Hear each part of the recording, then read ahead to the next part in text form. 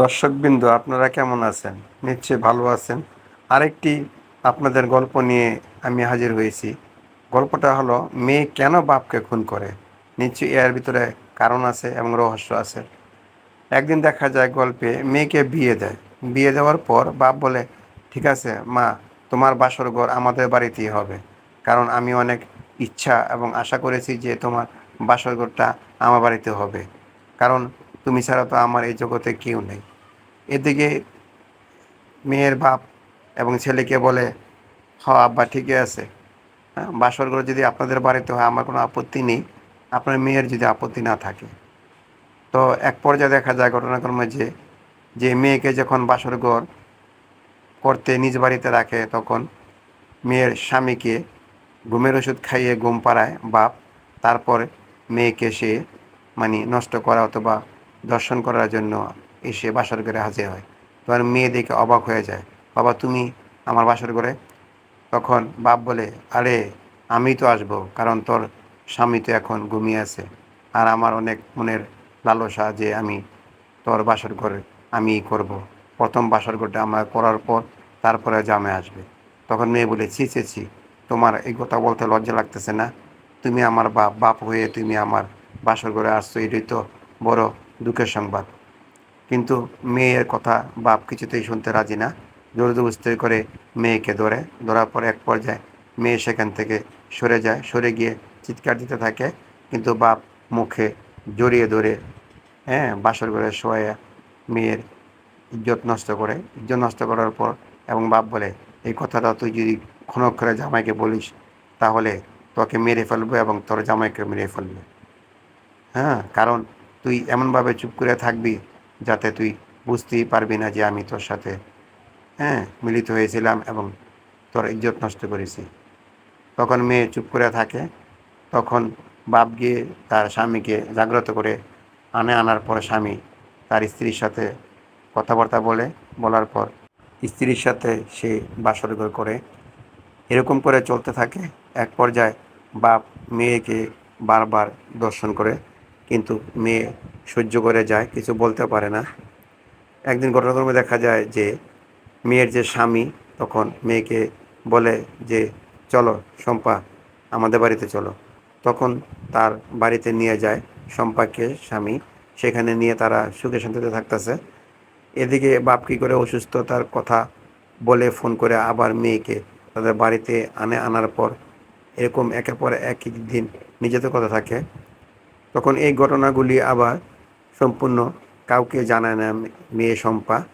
কিন্তু বাপ যে রাক্ষস হয়ে গেছে সেটাও এই মেয়ে শম্পা জানায় না। এবং আবিরকে শম্পা বলে, দেখো আমি আর আমাদের বাড়িতে যাব না, আমি তোমাদের বাড়িতে থাকবো। তখন আবির বলে, ঠিক আছে, আমি তোমাকে নিয়ে আমাদের বাড়িতেই থাকবো, আর তোমাকে আমার আমার তোমাদের বাড়িতে যেতে হবে না। তখন আবির বলে, আচ্ছা কি সমস্যা তোমাকে তোমাদের বাড়িতে যেতে? তখন শম্পা বলে, আমার সমস্যা আছে, আমি ওই বাড়িতে যাব না, কারণ ওই বাড়িতে একটা রাক্ষস থাকে। আবির বলে, রাক্ষস? তখন শম্পা বলে, হ, আমার বাপ হইল সবচেয়ে বড় রাক্ষস। সে চায় আমার জীবনটা সিনিমিনি করতে এবং নষ্ট করতে, আমার জীবন নিয়ে খেলতে। তা আবির বলে, বাপ হয়ে মেয়ের জীবন নষ্ট করতে চায়, এমন বাপ তো পৃথিবীতে আমি আর একটাও দেখিনি। তখন শম্পা বলে, আমি ওর কাছ থেকে অনেকভাবেই বেঁচে চলেছি এবং চলার চেষ্টা করেছি। আমার বাপ চায় আমার ইজ্জত নষ্ট করতে। কিন্তু মেয়ে কখনো বলে না যে তার স্বামী আবিরকে যে হ্যাঁ, আমাকে সে নির্যাতিত করেছে এবং ধর্ষণ করেছে, এই কথাটা সে বলে না, এই কথাটা গোপনে রাখে। তবে এক পর্যায়ে একদিন আবির বলে, ঠিক আছে তুমি যাবে এবার, আমি ফলো করবো, দেখি তোমার বাপ কীভাবে তোমার ইজ্জত নষ্ট করতে চায়। আমি দেখবো এর শেষ কোথায়। আমি আর একটা শিক্ষা দেবো তোমার বাপকে। তখন শম্পা বলে, ঠিক আছে, তুমি যদি যাও আমার সাথে সাথে থাকবে, তারপরে যা করার আমিই করব। তখন শম্পা যায় তার বাপের বাড়িতে। এখন বাপ দেখে শম্পাকে জড়িয়ে ধরে, কিন্তু তার জড়িয়ে ধরার ভিতরে একটা রহস্য থাকে। কিন্তু এই দৃশ্যটা আবার আবির দেখে যে মেয়েকে যখন বাপ জড়িয়ে ধরবে তার ভিতরে থাকবে অন্যরকম একটা মন মানসিকতা, কিন্তু সেই যখন জড়িয়ে ধরলো তার ভিতরে ছিল অন্যরকম একটা বাসনা এবং কামনা। তখন সে বুঝতে পারে যে নিশ্চয়ই একটা রহস্য আছে। এবং আবির ঘুমিয়ে থাকে। ঘুমানোর পর আবিরের শ্বশুর এসে বলে, বাবা চলো বেড়াতে যাই। তখন আবির বলে, না আব্বা আপনিই যান। তখন শম্পা বলে, না তুমি যেও না। তা না, আবির বলে, ঠিক আছে চলো না আব্বা যাই। যাওয়ার পথে দেখা যায় শ্বশুর জামাইকে বলে, বাবা এক কাম করো, তুমি এক কাপ চা খাও, চা খাওয়ার পর তুমি একটু ফ্রেশ হও, তারপরে তুমি বাড়িতে আসো। তখন আবির বুঝতে পারে ঘটনাটা কি। আবির করে কি, অন্যভাবে চাটা খায়, খাওয়ানোর পরে সে বুঝতে পারে যে চায়ের ভিতরে কিছু মিশানো আছে। কিন্তু আবিরের শ্বশুর মনে করেছে জামাই চা খেয়েছে, এখন অজ্ঞান হয়ে পড়ে যাবে। তখন আবিরের শ্বশুর আবিরকে বলে, জামাই আমার একটু কাজ আছে, তুমি একটু বিশ্রাম নাও এখানে বসে, আমি আসতেছি। তখন এই কথা বলে আবিরের শ্বশুর কী করে, নিজ বাড়িতে আসে, শম্পাকে গেট খুলতে বলে, শম্পা গেট খোলে। এমন সময় আবিরের শ্বশুর মানে অর্থাৎ শম্পার বাপ শম্পাকে জড়িয়ে ধরে, আর শম্পায় সেই মুহূর্তে তার হাতে থাকে একটা ছুরি। মানে শম্পায় সেই ছুরি দিয়ে পেঁয়াজ কাটতেছিল রান্না করার জন্য। তখন এই শম্পার বাপ শম্পাকে জড়িয়ে ধরে, আর শম্পায় সেই ছুরি দিয়ে কয়েকটা পার মারে তার বাপকে।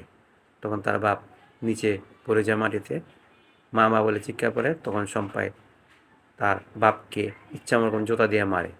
সেই সময় আবির চলে আসে। আবির সে দেখে যে তার বাপ মৃত অবস্থায় পড়ে আছে। তখন শম্পা বলে, এই রাক্ষসটিকে আমি মেরে ফেলেছি, কারণ এই রাক্ষসটি আমার জীবনে অনেক সর্বনাশ করেছে এবং সর্বনাশ করতে চেয়েছিল, আমাকে সে নির্যাতন করতে চেয়েছিল। বাপ না, এই বাপ নামের কলঙ্ক, আমার নিজ হাতে আমি আমার এই বাপকে আমি নিজেই মেরেছি। আমি বুঝাতে চেয়েছি যে তুই যতই খারাপ লোক হোস না কেন, আমি তোর বাপ বললে তোকে ছাড়া দেবো না, তাই আমি মেরে ফেলেছি। তখন আবির বলে, যাই হয়েছে হয়েছে, চলো আমরা এখন এখান থেকে কেটে পড়ি, আর মোবাইল টোবাইল সব নিয়ে চলো, আমরা যে বাড়িতে এসেছি এটা যেমন কেউ বুঝতেই না পারে।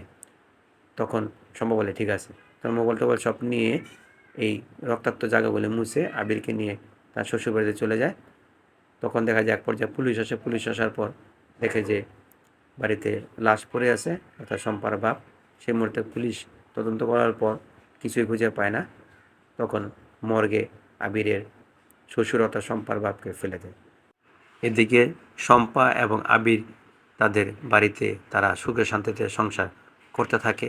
রাক্ষসকে মেরে তারা আবার সুখী দাম্পত্য জীবন শুরু করে। এভাবে গল্প এখানেই শেষ হয়।